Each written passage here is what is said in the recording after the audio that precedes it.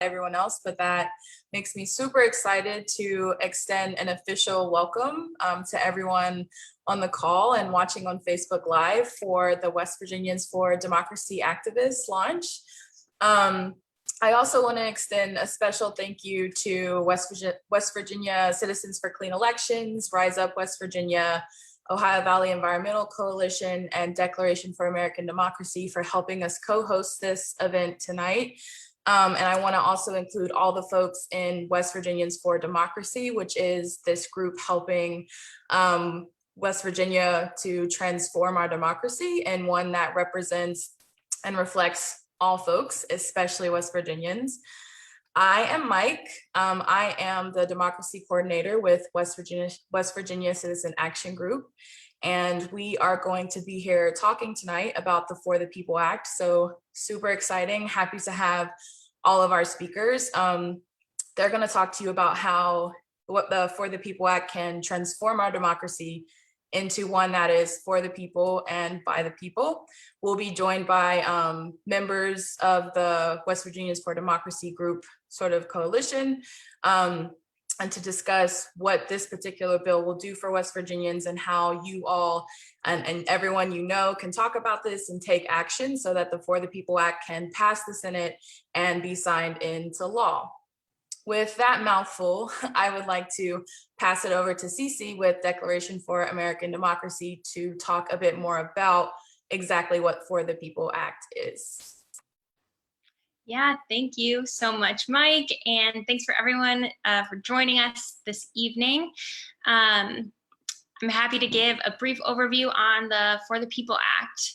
So whatever our background, color, or zip code, most of us believe that voters should pick our leaders. Our leaders do not get to pick their voters. And when it comes to elections, we want a transparent process that we can trust, where folks have equal freedom to vote, whether we live in a big city or a small town in the South or in the North. But today, a handful of extremist politicians put up barriers to silence our voices based on what we look like or where we live. So it's past time to enact national standards for voting to ensure that all of us have a say in these key decisions like pandemic relief, healthcare, and bolstering our economy. And the For the People Act will do just that. It gets big money out of politics, it makes voting simpler, safer, and fairer, and holds our public officials accountable. This once-in-a-generation bill will protect our freedom to vote by making sure that voting options are equally accessible across all 50 states through enacting and expanding policies like automatic voter registration, early voting, and vote by mail. It also would make sure that our voices are heard by preventing billionaires from buying our elections, increasing the power of small donors through enacting a small donor matching system and shining a light on dark money. And finally, the For the People Act would ensure that we can elect leaders who govern in our interests by ending partisan gerrymandering through having congressional districts drawn by independent commissions. We are also here in support of the John Lewis Voting Rights Advancement Act, which would restore the Voting Rights Act and our government's ability to prevent voter suppression.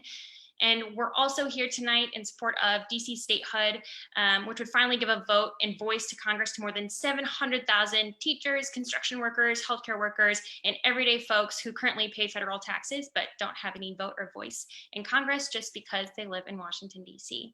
So with all of that, I am so happy to pass it back to Mike so that we can hear from our excellent speakers. Thank you, Cece. I think that was a great summary. I would now like to introduce a group of panelists from the West Virginia for Democracy group that has been doing some of this work. This evening, we are joined by movement leaders from voting rights, youth, and environmental advocacy communities. It's my pleasure to introduce our first panelist, former West Virginia Secretary of State, Natalie Tennant. Natalie, if you could start by introducing yourself, but also sharing with us why the For the People Act is important to you.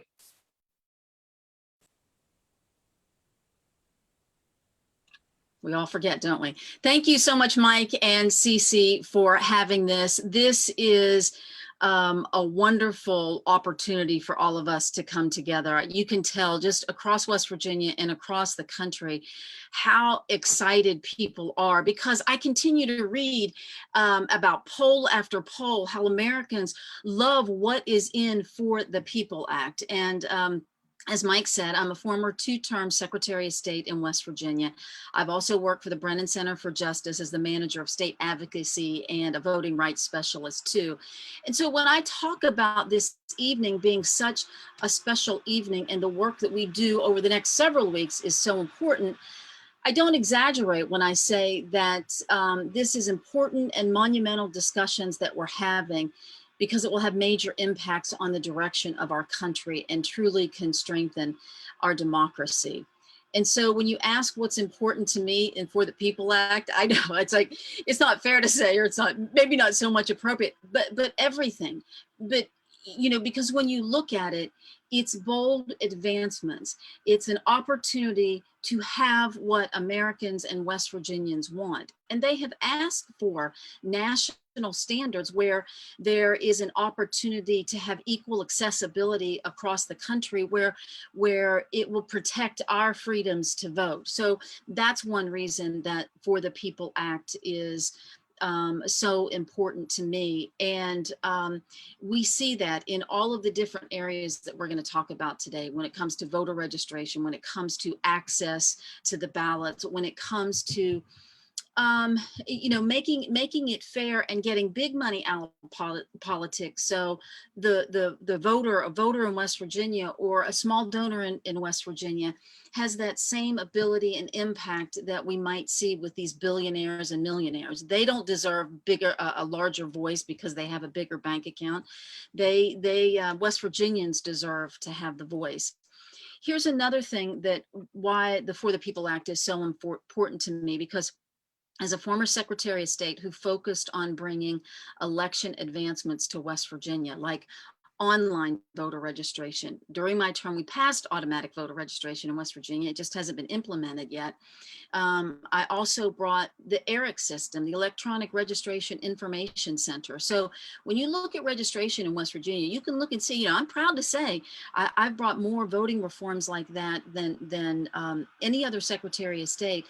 And that's why For the People Act is so important, because I see the benefits that can come from it. And I also see what happens when maybe an elected official, or as you and Cece were saying, Mike, what happens when someone drags their feet, when they try to put barriers up and throw barriers up. So that's why this For the People Act is so important. It's why it's so important everyone coming together to show that this is the next big civil rights bill that we are having. So I'm excited about tonight, and I'm really excited about the work that I've done over the last couple of months, that I've done over my career as a chief election official, and that we're all going to do together going forward.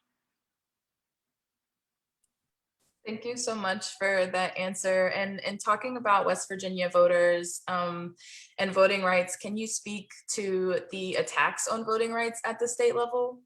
Yeah, I mean, can you imagine? I mean, who thought in West Virginia, especially when we heard how successful the 2020 election is, how secure it was, what a great voter turnout, and why wouldn't you continue on what we built in 2020? Yeah, it might have been under a pandemic, and the clerks did Herculean jobs. At the same time, why not just keep up with it? Why not continue have no excuse voting? And so that's why it was so disheartening to me. I'll talk about West Virginia in particular, but we've all heard the numbers, like 43 states. I think the Brennan Center reported this, 43 states, more than 200, maybe nearly 300 restrictive voting bills were introduced.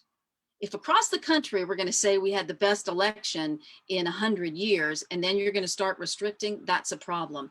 So I was particularly concerned in West Virginia when they wanted to take away and shift the most popular early voting days. And it was the county clerks there, it was the Secretary of State, and it was some lawmakers. That's a terrible thing. When West Virginians are accustomed to how they're going to be voting, early voting that last Saturday before the election, but you say, oh, no, we're going to move it forward. Sorry, you're going to miss that. They wanted to gut automatic voter registration that, as I said, has been on the books since 2016. That's a terrible thing. Starting the purging process like 2 years before. So for people who only vote in presidential elections, during that odd year, they can start looking at you and targeting you and put you on an inactive list. And so that moves things early on to purging, and that's not a good thing. Removing assistance that local election officials might get through grants, like putting up barriers to that. So those were some of the concerns that I saw. And it was just so disheartening. And thankfully, people like who are on this call, people who are activists, who called, who showed up at the public hearing and said, this is not right. I mean, there were more people, it was 3-1 people against that bill because they knew it was wrong, to the only elected officials and out-of-state folks who were trying to drown out West Virginia voices. So we came together, and that's why, getting fired up tonight and being part of this, and know that you can make a difference, not just coming on a webcast and a webinar and be like, oh, that sounds really good. I like to hear Natalie talk. I like hear what these guys want. No, man, we're gonna work it all together. We're gonna continue that work that we did when we showed that at that public hearing. Thank you for that answer as well. Specifically in talking about making West Virginians feel like they're making a difference, can you maybe say a few more words about how this bill would help West Virginians participate in democracy, especially for the folks listening and watching, and what they need to hear about this bill? I mean, and this is, we talk a lot about Senator Manchin, and we want him to sponsor this bill, and we want him to support it. Well, we want Senator Capito to do it too, because this does have it has a direct impact on Americans. But when we talk about West Virginia, and I know Senator Manchin is worried about what this might do for rural West Virginians and rural voters. Well, this addresses it. I mean, here's the way I imagine it. I'm from a farm. I go back there every week and stay with my dad and help him out. And so I know what it's like to get maybe one trip a week to town, maybe not even one trip a week, that you don't always make these frequent trips into a bigger town like Fairmont or Morgantown or Charleston. So when you do, you have to do all of your errands at once. And say somebody needs to go to the DMV. You're so nervous about going to the DMV that do I have all my correct paperwork, that you might forget to say, oh yeah, can you sign me up to register to vote? An example is automatic voter registration just prompts you. It doesn't automatically register you, because you still have to go through the process of saying if you're eligible and attesting to everything, and the clerks still have to have the authority to make you a registered voter by sending your card. But my point to that is that you get to have that efficiency of government by making maybe your only trip. Not every county in West Virginia even has a DMV branch. So that's one particular example that I can give. The other example is no excuse absentee voting. I mean, we do live in rural areas, and sometimes it is easier just to receive the mail, vote, and send it back. That's a way that it can help, and West Virginians can certainly benefit and participate in democracy. And all the way around, the voter registration aspect, the opportunity to get to vote, early voting, how important is that? You may be making that one trip where you're going to go past a courthouse or an early voting site, and that might have been your only opportunity to get a ride or get in there and do that with people who work so much shift work. So those are some of the concerns I have that I know that West Virginians can benefit from. And certainly we see it here. We see the dark money and the millions of dollars that are poured into West Virginia. A perfect example. I want to give specifics to people of why this bill is so important and will help. If you remember, in 2016, the legislature changed our judicial elections to make them nonpartisan, thinking, oh, well, that won't be, people won't be spending as much money. Well, they spent $3 million on one particular race. And so that's why this bill is important too, because it addresses that, it holds accountable, it closes any loopholes, it goes after online commercials that or online ads that have to be held accountable. So those are specific ways that this helps West Virginians specifically. Thank you so much. I enjoyed that, and I know people love watching you speak. So we really appreciate you coming tonight to talk to everyone about the For the People Act, why it's important to you, why it's important to West Virginians. After that, I would like to kick things over to our next panelist, to Kaya Smith, who is a youth and racial justice organizer with Young West Virginia. Takaya, same thing, please introduce yourself. We're happy to have you here and talk about why the For the People Act is important to you. Hi, thank you so much. Thanks, Mike, and thank you for all of the beautiful words that have been said so far. So yeah, my name is Takaya Smith. I am a youth and racial justice organizer right here in West Virginia. The For the People Act allows us to honor the freedom work that was laid before us and helps us move towards progression in almost every aspect of our lives. Our ability to change and engage in a fair democracy is crucial to the social movements championed and carried on the backs of our young people. I was the lead organizer on the Young WV Vote Together project in the 2020 election. We worked with student organizers across the state to support their crucial role in our electoral process. We have engaged students who have never voted before or who have been generationally excluded from fair access to voting, transient students, and young people from all walks of life to strengthen our democracy. Speaking of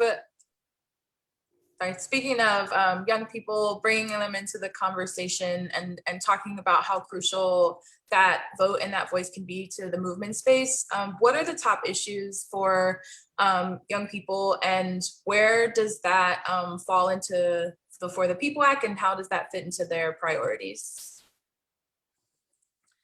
Yes, of course, racial justice and economic justice are just a couple of the things that are on the front of young people's minds.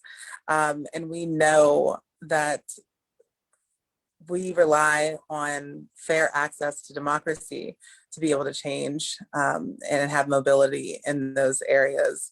But I think there's really not any movement that can move forward without fair access to democracy. So I think young people have a clear understanding and a growing understanding of how crucial the For the People Act is, and that it's a support for every movement, no matter what your priorities are. And I think that's why it's able to appeal to people all across the political spectrum, because it's just a necessary, part of our nation's identity, not only who we have been, but who we want to be.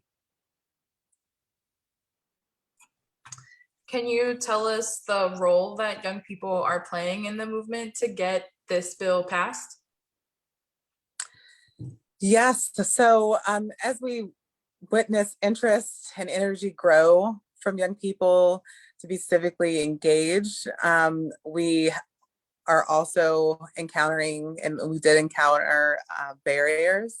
And so some of those things included like restrictive deadlines and a lot of misinformation, and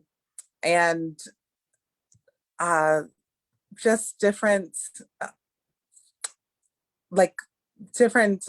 barriers that really young people were very kind of inexperienced with. I mean, we had so many young people who were purged off of the voter rolls. So those are just some of the examples. And young people are understanding they have to make sure they're registered to vote, and also be able to educate their communities on why this legislation is so important and connected to access to, a better quality of life. And so, we're doing that community education through canvassing and relational organizing. We're having young people contact our senators here and just really, keep that campaigning and that word of mouth and all of that education around pro-democracy legislation going. Thank you so much, Takaya, for speaking with us tonight, especially bringing attention to how crucial it can be for youth to not only be involved in this, but what access and education looks like. We really appreciate it. Thank you so much. I would now like to turn it over to our next panelist, Morgan Sell, president of the Eastern Panhandle Green Coalition and organizer with West Virginia Working Families Party. Morgan, please introduce yourself and let us know why the For the People Act is important to you. Thanks so much, Mike. My name is Morgan Wisniewski Sell, and as you said, I'm the president of the local environmental group.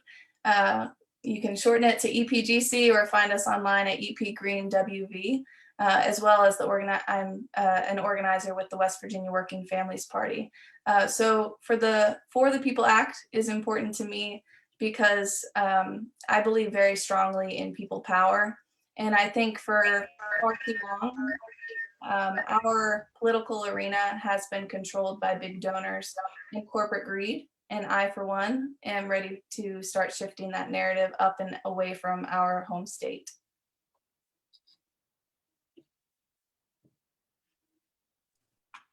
Thank you. Next, what issues, I apologize. The Eastern Panhandle Green Coalition, that could be a mouthful. What did you say? EPGC, that works too. Very known for being on the front lines to fight and combat climate change in the state. So why is the For the People Act a major priority for you and your members? Yeah, thanks for asking that question, Mike. In the Eastern Panhandle of West Virginia, we've experienced major malfunctions within the transparency of our local and state governments. Unfortunately, much to our dismay, over the last few years, an appointed body of people known as the Jefferson County Development Authority have made irreversible decisions around the growth and economic direction for our land without the consent of the community. So here where I live and in many other places, county commissioners hold 6-year terms, longer than our US president, and they also hold a lot of power, one of which of these powers include appointing people to this kind of rogue development authority board. This type of power that is ungoverned and not elected by the people is one way in which money starts to talk and overpower the voice of the people. So as a leader within the environmental justice movement here in West Virginia, we know if we want clean air and clean water for all, then we must also have clean and transparent government. And so it is imperative that we reduce the influence of these large corporate donors in our county, state, and national races, and at the very least, provide a pathway of full disclosure and transparency of these donations. Like my friend Aaron Lehman said to me, our quality of life is dependent on the decisions that our representatives make on our behalf. So I believe HR1S1 would help make it easier, not harder, for people to come to the polls, to know their voting rights, and to feel safe while they are voting.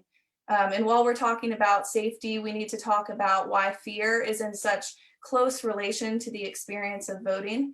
And we need to dig deeper as a nation into why voter suppression happens every single election in places where our marginalized communities live and vote. In order to bring democracy to and for all of us, we need to pass bold anti-racist policy. I think that would positively affect the voting processes and procedures for our marginalized communities.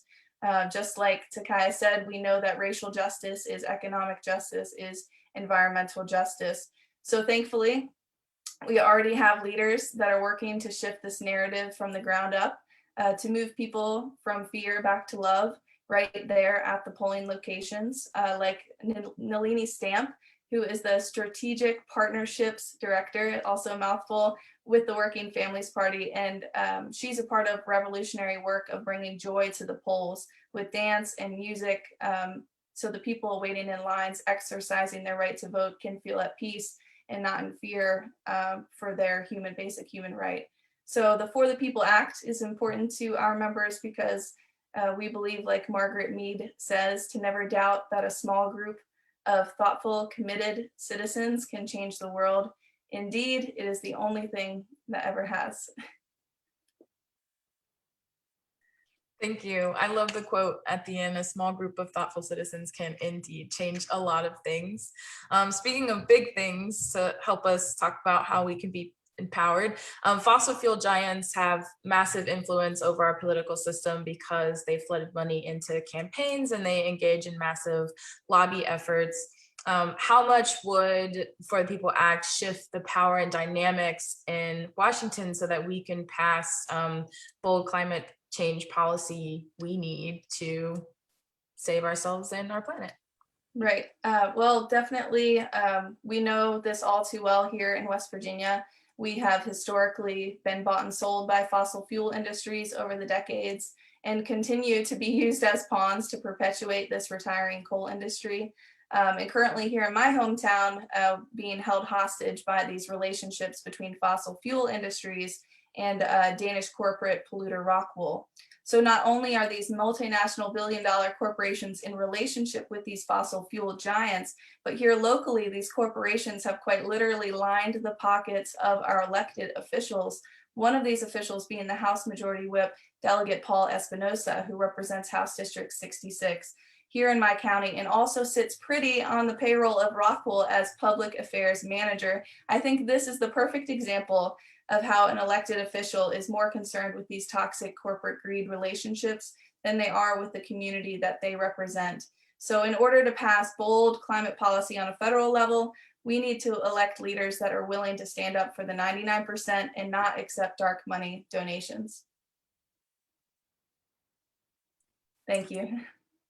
Absolutely. And one last question. Can you speak to us on how this would impact the lives of everyday West Virginians?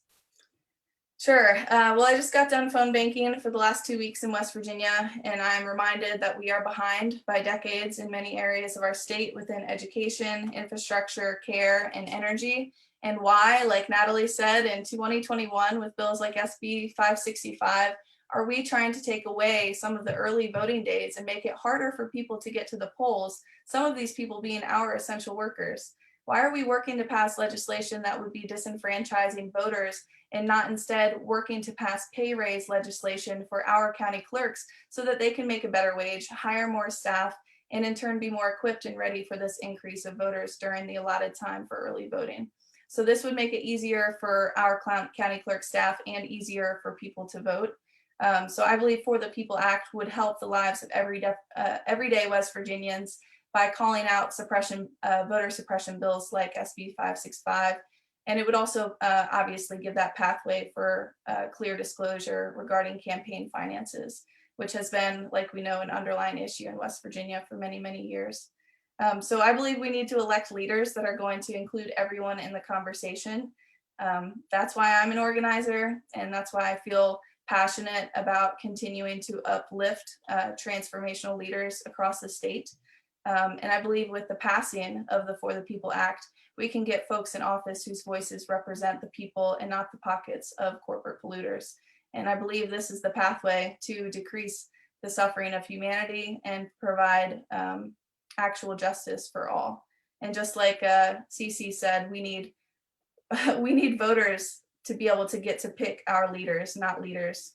Leaders do not get to pick the voters. So yeah, thank you so much for having me. I really appreciate it. And like Natalie said, let's keep our voices being heard. We have no choice but to use our voice. Thank you so much, Morgan, for talking to us tonight about why this is important. We just heard from 3 phenomenal speakers about how the For the People Act will transform our democracy into one that is far more representative and reflective of West Virginians. We only touched the surface with voting rights, youth, and environmental advocacy. There are way more issues and ways that this relates to West Virginian voters. I am going to now pass it back over to Cece, who will give a brief state of play on where the bill is in the legislative process. Yeah, I just have to say, I am so fired up right now. The For the People Act will do such incredible things. And so I'm here to update y'all on where it's at, how we can get this passed. So the For the People Act did pass the United States House in March of this year, which is so exciting. It's passed the House, so all eyes are now on the Senate. For the People Act was introduced as S1, designated the first bill, signaling it a top priority for the session, which is really, really exciting. The first Senate hearing happened in March, and we're looking toward the markup of the bill this month on May 11th. And because redistricting is rapidly approaching, it's critical that we see the For the People Act come to a vote and pass this summer. So we are finally at this moment after decades of voting rights advocates and activists who have been fighting this fight. So with this new leadership in our country, we have this important and critical opportunity to transform our political system into one that realizes the true promise of democracy, a government of the people, by the people, for the people. So now is our time. Us here right on this call, everyone watching at home on Facebook Live, it's our time to continue that work and to take action in order to pass the For the People Act and get it signed into law. So that's where the bill's at. It's go time. It's summer. We are going to pass the For the People Act. So I am going to now share with you all different ways to get involved on what you can do to help get this done. So bear with me here. I'm going to share my screen so y'all can see what we are working with here. Awesome. Great. Can everyone see that? I think it's still loading. Perfect. Here it is. All right. So we have 3 great opportunities here. One is this Saturday, May 8th.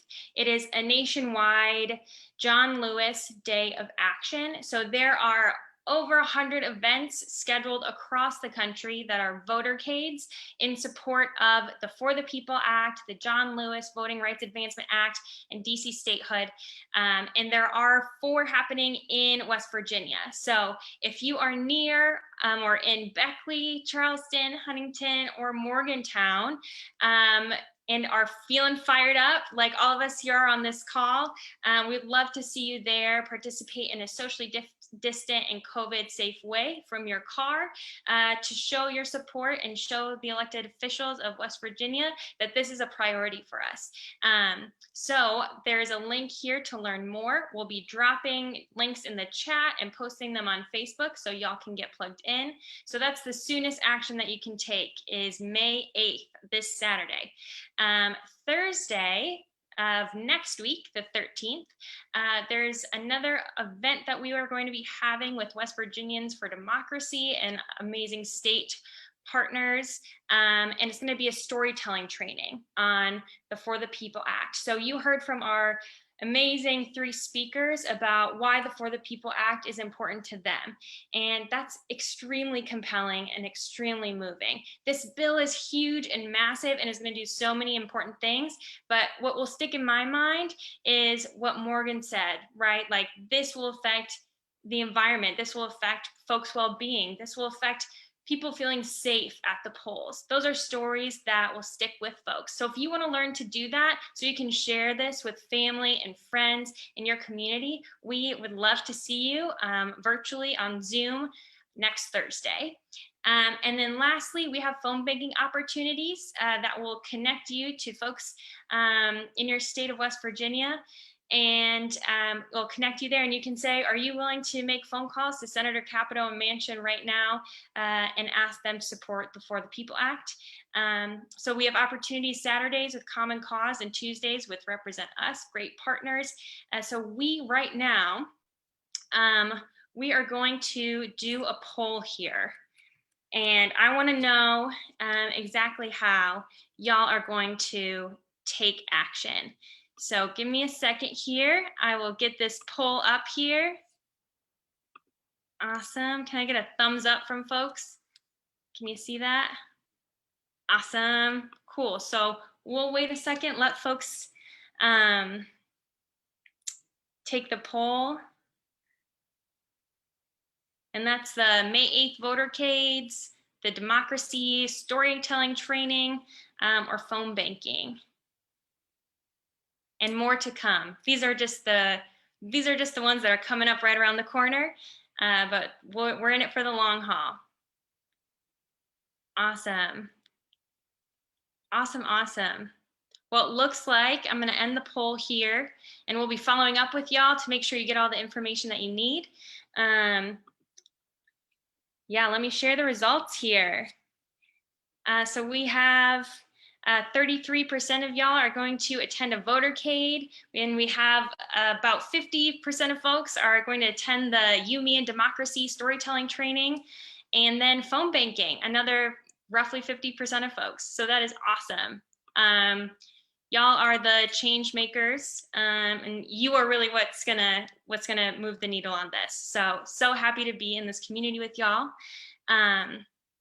But now that we know what we're gonna do next, and we're feeling fired up, we are going to pass it back to Jesse and Emily for one more tune to close us out.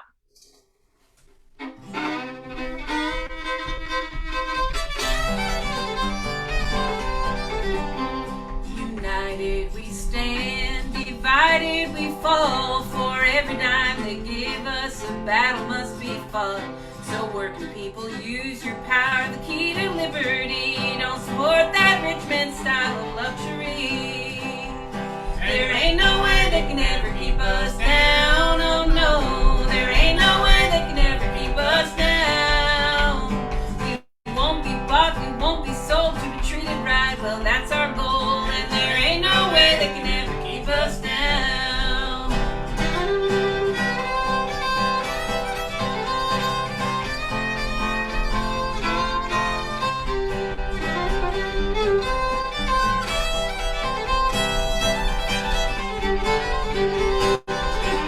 We've been shot, we've been jailed, Lord, it's a sin. Women and little children stood right by the men.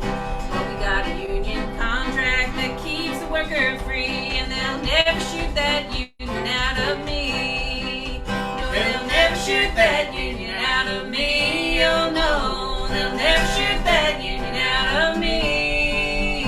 We've got a contract in our hands signed by the blood of honest men, and they'll never shoot that union out of me.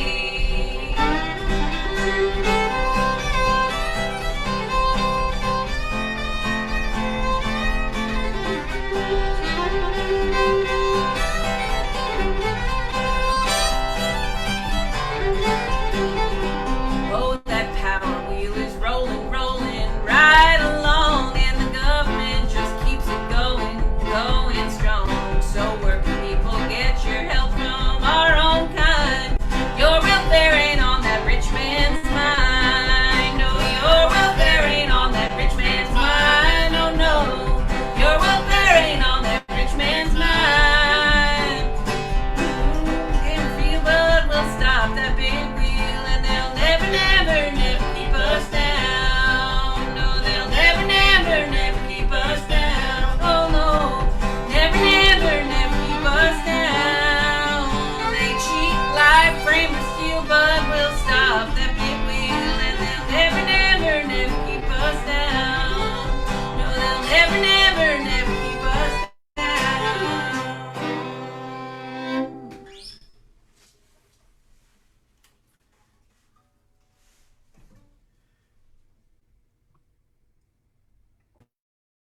Thank you all again. That was great. These songs, I mean, I know people are really feeling these songs and feeling the words. So I want to thank everyone again for your work and joining West Virginians for Democracy, and all the other groups that helped us post tonight, for coming out tonight as well.